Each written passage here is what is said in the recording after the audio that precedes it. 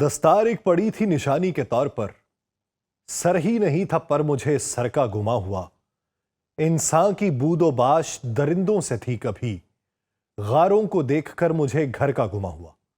آپ سب پر سلامتی ہوں، میں یاسر رشید ہوں اور آپ دیکھ رہے ہیں سنو نیوز۔ ناظرین، اگر آپ ایک غلام رکھنا چاہتے ہیں، اگر آپ یہ چاہتے ہیں کہ آپ کسی کے حاکم رہیں، آپ اس کے جسم کے اوپر چابک سے وار کریں، وہ چیخے چلائے لیکن آپ پر حملہ آور ہونے کی سکت نہ رکھے، اگر آپ یہ چاہتے ہیں کہ آپ کسی کو حکم دیں کہ اپنے آپ کو ذبح کر لو اور وہ اس پر آمادگی کا اظہار کرنے پر مجبور ہو، تو پھر آپ کو افغانستان کی شہریت حاصل کر لینی چاہیے۔ افغانستان میں اسی لیے جب 1923، ایران میں 1929، سعودی عرب میں 1962 اور موریتانیہ میں بالآخر 1981 میں غلامی پر پابندی عائد کر دی گئی تھی، تو یہ قانونی فیصلے نہیں تھے۔ اس وقت یہ اعتراف کیا گیا کہ طاقت، نسل، جنس یا عقیدے کی بنیاد پہ کسی انسان کو دوسرے انسان کی ملکیت نہیں بنایا جا سکتا۔ ایک لمبا وقت گزرا اور یہ تمام تر تغیر دیکھنے میں آیا، سمت واضح ہوئی کہ غلامی ماضی ہے اور مستقبل میں آزادی ہے، مگر تاریخ جو ہے وہ کبھی ایویلویشن کی بنیاد کے اوپر آگے نہیں بڑھتی۔ بعض اوقات وہ پلٹ پلٹ کے دیکھتی ہے اور کبھی پلٹ کر ٹھہر بھی جاتی ہے۔ افغانستان میں طالبان کے اقتدار کے بعد سامنے آنے والی ایک حالیہ دستاویز ہے جو منظر عام پہ آتی ہے، جہاں صدیوں پرانی غلامی کو محض سماجی حقیقت کے طور پہ نہیں، بلکہ صدیوں پرانی غلامی کو آنے والے دنوں کے طور پہ دکھایا جا رہا ہے۔ یہ فیصلے اسی الٹے سفر کی علامت ہیں اور ہمیں یہ بتاتے ہیں کہ اس کو باقاعدہ قانونی حیثیت دے دی گئی۔ اب افغان طالبان کے سربراہ ملا ہیبت اللہ اخونزادہ اور طالبان کی قائم کردہ عدالتوں کے حالیہ فیصلوں کے مطابق افغانستان میں کسی انسان کو غلام بنانا قانونی طور پہ جائز ہوگا۔ یہ اعلان کسی غیر رسمی فتوے یا مقامی روایت تک محدود نہیں، بلکہ ایک منظم قانونی فریم ورک کا حصہ بنا دیا گیا۔ یعنی یہ نہیں کہ کسی ایک ملا نے اٹھائے، یہ اعلان کیا، کسی ایک دھڑے نے اعلان کیا اور باقی سب نے اسے ماننے سے انکار کر دیا یا مخالف دھڑوں نے انکار کر دیا۔ اس کے تحت افغان معاشرے کو واضح طور پہ قانونی اعتبار سے دو طبقات میں تقسیم کر دیا گیا، غلام اور آزاد۔ یہ تقسیم صرف قانون کی حد تک یا الفاظ کی حد تک یا پیپرز کی حد تک نہیں کی گئی، بلکہ ان کے حقوق، ان کی ذمہ داریاں، ان کے قانونی تحفظ، ان کے سٹیٹس کا تعین تبدیل کر دیا گیا۔ آزاد شہری کے لیے ایک الگ چیز ہے، غلام کے لیے ایک الگ دنیا ہے۔ غلام کا درجہ ایسا جہاں اس کی حیثیت ایک مکمل انسان سے کمتر سمجھی جاتی ہے، جیسے بھارت میں شودر کے بارے میں رائے رکھی جاتی۔ سوال یہ پیدا نہیں ہوتا کہ طالبان نے غلامی کو کیوں زندہ کیا، سوال یہ ہے کہ وہ کس تصور ریاست کی طرف بڑھ رہے ہیں۔ جدید دنیا میں ریاست کی بنیاد شہری برابری، قانونی مساوات، بنیادی حقوق کے تصورات پہ رکھی جاتی ہے، اور طالبان کا یہ نظام اس تصور کی بنیاد کو ہی مسترد کر رہا ہے۔ یہ ایک ایسا ماڈل ہے جس میں انسان کی قدر اس کی انسانیت سے نہیں، بلکہ اس کے عقیدے، اس کی جنس، اس کے سماجی طبقے اور طاقت سے قربت کی بنا پہ طے ہوتی ہے۔ اس تناظر میں طالبان نے تمام غیر سنی مسلمانوں کو قانونی طور پہ گمراہ قرار دے دیا، اور یہ محض مذہبی اختلاف کی بات نہیں رہی، بلکہ قانون کے ذریعے عقیدے کے انتخاب کو ہی سرے سے جرم بنا دیا گیا۔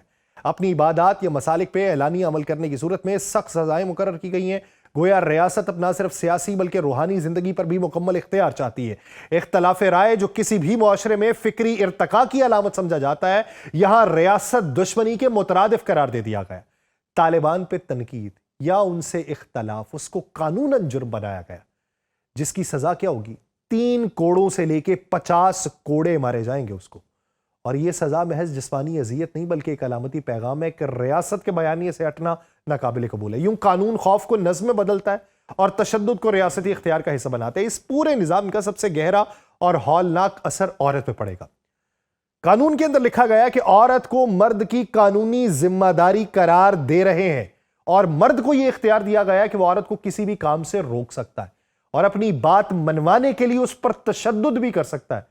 تشدد وہاں پہ جرم نہیں بلکہ اختیار دے دیا گیا۔ عورت کی مرضی، اس کی آواز، اس کی خود مختاری، سب کو ایک ہی حکم کے تحت دفن کر دیا گیا۔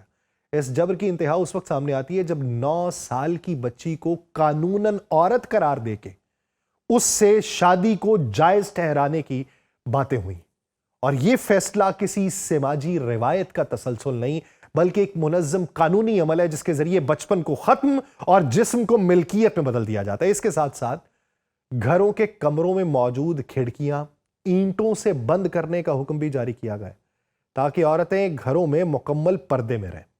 طالبان نے افغان معاشرے کو بنیادی طور پہ 4 گروہوں میں تقسیم کیا ہے: علماء، شرفا، درمیانہ طبقہ اور غلام۔ یہ تقسیم محض انتظامی نہیں نظر آتی ہے جو انسان کی قدر و قیمت کو پیدائش اور وابستگی سے جوڑتی ہے۔ ماہرین کے مطابق یہ تقسیم ہندو ذات پات کے نظام سے مشابہ ہے، جہاں معاشرہ برہمن، کھشتریا، ویش اور شودر میں تقسیم ہے۔ افغانستان میں بھی نچلا طبقہ عملاً چھوت بنا دیا گیا، جس کے لیے قانون سخت اور انصاف نایاب ہے، جبکہ اشرافیہ کو عدالتی استثناء حاصل ہے۔ یہ سوال اپنی جگہ موجود ہے کہ آیا یہ تقسیم طالبان کی بھارت کے ساتھ قربت کا نتیجہ ہے یا طالبان کی اپنی پالیسی؟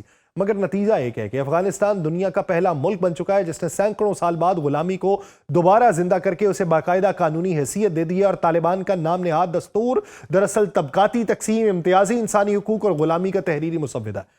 افغانستان میں طالبان کے اقتدار میں آنے کے بعد سے انسانی حقوق کی خلاف ورزیاں محض بڑی نہیں ہیں بلکہ ادارہ جاتی شکل اختیار کر چکی ہیں۔ خواتین کی تعلیم پر پابندیاں، مذہبی اقلیتوں کے حقوق کی پامالی اور آزادی اظہار پہ کریک ڈاؤن نے ملک کو عالمی سطح پہ شدید تنقید کا نشانہ بنایا۔ طالبان کے زیر اقتدار نظام کی بنیاد مذہب کی من پسند اور مسخ شدہ تشریح پہ رکھی گئی ہے، جہاں مذہب انصاف اور رحمت کی بجائے کنٹرول اور اطاعت کا آلہ بنا ہوا ہے۔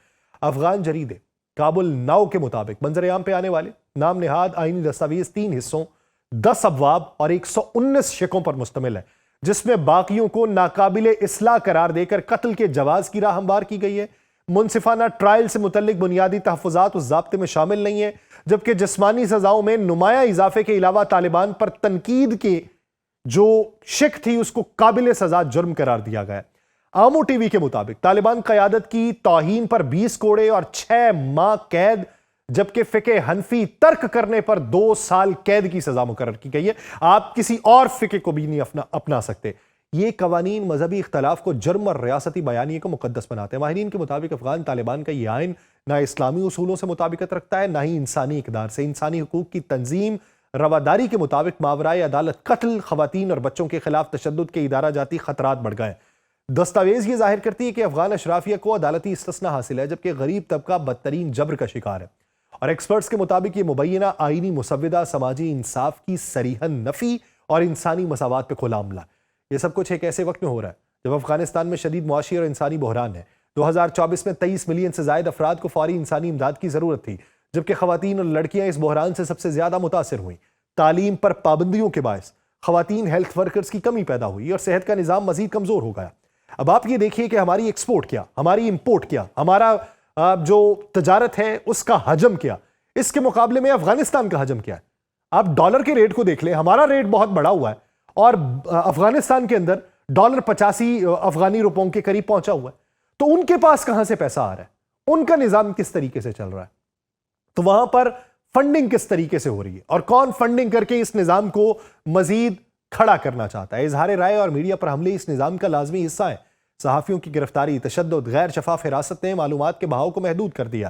طالبان کی جانب سے سیاسی پروگراموں کی براہ راست نشریات پہ پابندی ہے اور تنقید کے خاتمے نے معاشرے کو خاموشی کو ایک ایسے دائرے میں دھکیل دیا ہے جہاں سچ بولنا جرم اور خاموش رہنا بقا بن چکی ہے۔